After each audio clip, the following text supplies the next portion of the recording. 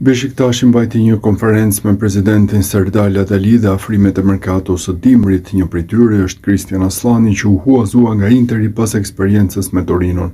Presidenti Beşiktaşit foli me superlativa për mesfushorin e kombëtares shqiptare. Në rast se klubi turk vendos të blejë kartonin, atëherë Interi do të përfitonte një shumë që shkon deri në 13 milion euro. Ne nënshkruam me Christian Aslani në formë huazimi 6 mujor, por besoj se ai do të luajë mirë këtu dhe do të qëndrojë me ne. Që nga dita që erdhi, ai ka treguar përshtatje të shkëlqyer me frymën dhe emocionet e Beşiktaşit. Ne e quajmë Aslani, por sipas mendimit tim, ai është një shqiponjë vërtet, u shpreh presidenti i Beşiktaşit. Aslani ndërkohë tregoi se para këtij transferimi kishte folur me Rashicën dhe Muçin, të dy kishin ndikuar për mirë në afrimin e tij te Beşiktaşi. Nuk fola me Hakan Çalhanoğlu para transferimit, fola me Ernest Muçin dhe Milot Rashicën dhe ata thanë gjëra shumë të mira për Beşiktaşin, u shpreh Aslani, që kërkoi ndjes për kartonin e kuq në debutim. Christian Aslani ka bërë një debutim të pazakontë me fanellën e skuadrës së Beşiktaşit. Mesfushori shqiptar hyri në fushë dhe asist dhe pastaj u ndëshkua me të kuq gjithçka brenda 5 minutash në ndeshjen kundër Konyasporit. Megjithatë, rregulloret e futbollit turk i mundësojnë Aslanit që të luajë që në takimin e radhës në kampionat të klubit të tij. Sipas rregulloreve të aktiviteteve në Turqi, Aslani është dëshkuar me karton të kuq direkt dhe do të shlyejë dënimin e tij në ndeshjen e radhës. Nëse do të ishin 2 të verdhë, kuqi do të shlyejë në takimin e radhës në të njëjtin kompeticion, por kur është i kuq direkt, ai mund të shlyhet në takimin e radhës në çdo kompeticion kombëtar. Për fatin e mirë të Aslanit, ndeshja e radhës e Beşiktaşit është në mesjavë në Kupën e Turqisë ndaj Kocaelisporit. Kështu ai mund të shlyejë dënimin e tij në këtë sfidë dhe në fundjavën e ardhshme në ndeshjen ndaj Alanyasporit të kthehet përsëri në fushë në sfidën e Superligës.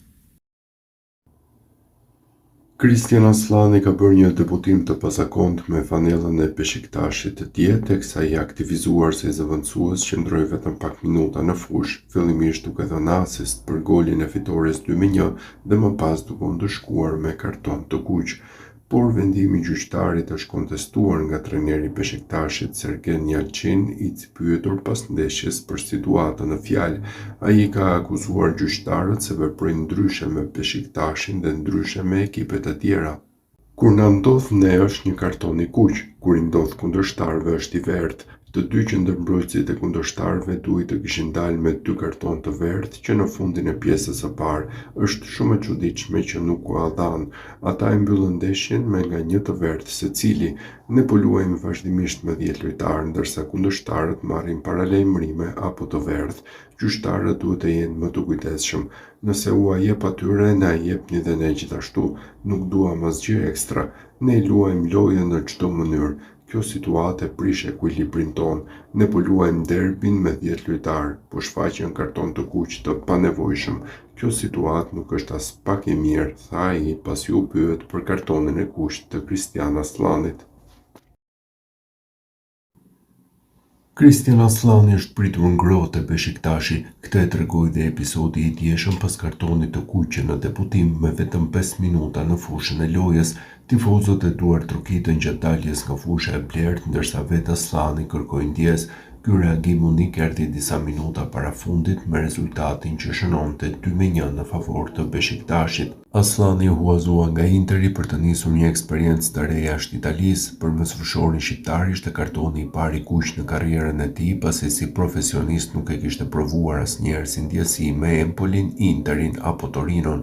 Në minutën e 82 duhet të largohej nga fusha, megjithatë shija e fitores nuk u largua nga Beşiktaşi.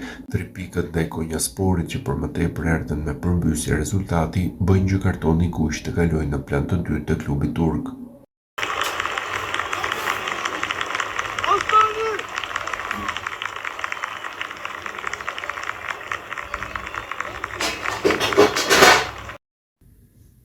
Debutimi i mesfushorit të kombëtares Christian Aslani nuk ka shkuar as pak mirë te Beşiktaşi në Superligën turke, edhe pse ka pak orë që është bashkuar me Partizin të Stambollit. Trajneri Yalçin i besoi disa minuta në ndeshjen kundër Konyasporit të përfunduar 2-1 për Beşiktaşin për javën e 20.